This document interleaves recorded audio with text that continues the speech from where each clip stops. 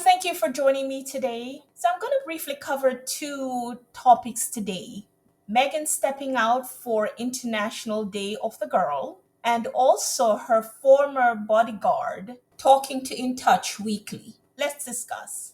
So, on Sussex.com, there is this report that says, in celebration of International Day of the Girl, Meghan, the Duchess of Sussex, visited Girls Inc. of Greater Santa Barbara to engage with young girls about their experiences growing up in the digital age. The visit coincided with the announcement of the contributions from the Archewell Foundation, Pivotal Ventures, and the Oprah Winfrey Charitable Foundation to support a partnership between Girls Inc. and hashtag Half the Story, aimed at developing essential digital wellness programming to girls in underserved communities across America. So we have here Meghan going out doing what she has always done. And this is one of the reasons that I was so against the People magazine story titled, quote, Inside Meghan Markle and Prince Harry's New Dynamic, a twin track approach is evolving, friend says, end quote. And I did a video on that where I strongly said I did not like how they were trying to separate Harry and Meghan into two distinct categories: Harry, the philanthropical one, and Meghan, the one that is pursuing commercial ventures. Because, as I said then, and I'll say now, even though the articles seem on the surface to be very good, I did not like what they were doing, because other than that one trip that Harry went away on, and we can see that he was gone for an extended period of time, which would have meant that Harry and Meghan would be gone from their children for extended period of time. They have done almost every philanthropic endeavor that they have together. The other story I'd like to touch on is Meghan's former bodyguard, Steve Davies, talking to In Touch Weekly. And it came on the heels of other former and present employees of the Duke and Duchess talking to US Weekly. But Steve Davies, the former bodyguard, had also spoken very much the same. It almost sounded like the very same interview, where he gave an interview about a year ago to the breakfast television, and he spoke about Meghan and how when he first started being her bodyguard and what happened and how that came about. So when did you come into the picture? Because as we were talking just before we came up here, and there were windows of the relationship between Harry and Meghan, obviously. When did you and your security team come into the picture, and who was paying for it? Well, once the announcement was made that Harry and Meghan were dating, everything just took off. And there was some rumors prior to the announcement, and we had some paparazzi outside the house. Once the announcement was made, NBC Studios contacted me and asked if I was available to provide the security protection for Meghan, because things were just getting out of control. There was death threats coming in. The paparazzi were trying to get onto the studios and everything else. So I moved in, the announcement was made, and it went from 3 paparazzi outside the house to 50 paparazzi and the satellite tracks and everything else. Wow. So the complete neighborhood was disrupted. It was a quiet neighborhood. You could walk the dogs.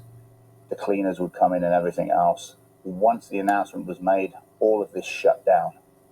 And the paparazzi were trying to get into everything. And usually we're seen as a very low-key city, which is why stars find it attractive, because you don't get bothered. And all of a sudden, in the documentary, the series, they show she had to close her windows, that neighbors were being talked into buying cameras to spy and feed them info. There were tarps that had to be built around her show suits. And that's the only way they could actually still film the show safely. And she felt sort of bad about all the attention that was given to her, but it was something that had to be done. You saw it yourself. Yeah, it was very, very difficult for her to go from being a celebrity on a show to being part of the #1 family in the world. What's the craziest thing you saw? during that initial period, during the dating period? Well, we were transporting her around from studio. If you need to go downtown or anything, she couldn't go out shopping or anything else. Craziest thing, we were getting chased by vehicles with the paparazzi. Here, When you say chased, how fast are you talking? Well, we're doing the speed limit, and they're right up our back end of the vehicle. We're going down alleys to try and get away. Right in the back, like dangerously close. Dangerously close. Which, for civilians, it can cause a traffic accident and everything else. Mm-hmm. You know, there's two types of paparazzi I look at. You've got the media, people that want to interview, and then you've got the photo guys. One thing with the photo guys is the fact that they're trying to get the best shot they can for $1 million. So they're more dangerous. They're more dangerous. They'll do what they need to do. I mean, we had neighbors complaining because paparazzi were knocking on the window, knocking on the door, asking if they could get into the bedroom that's looking over the garden to get shots. Oh my gosh. You know, this is the sort of stuff. And psychologically, for Meghan, it was stressful. Yeah. You know? Yeah, of course. You know, thank you for bringing that up. Because I know there are people watching this, and I'd be lying if I said I didn't have a similar thought, and I think you can speak to this, who think this of someone who marries into the royal family. Because it's not a normal family, as we know. If Princess Diana had to deal with it, if Kate Middleton had to deal with it, if the Queen Consort, we forget sometimes, but the Queen Camilla had to deal with it, what's the difference now with Meghan? Okay. With the Queen Consorts, with Diana, and with Kate, they're in England. They've had a lot of transparency to that sort of lifestyle. With Meghan, she's in North America, okay? She's probably seen a lot of that on TV, or you couldn't contemplate how bad it was going to get. Mm. And because it's Harry, the media are all over it. You know, he was the rogue of the royal family and everything else. He's a great guy. But again, because it's Meghan and Harry, and you've got the African-American influence on it and everything else, that took it to another level. One last thing, if you want people at home to know something about Meghan from experience, because there's so much crap still out there, what do you want it to be? She's an honest, truthful person. She's good-hearted, and she will go out and help anybody at any time.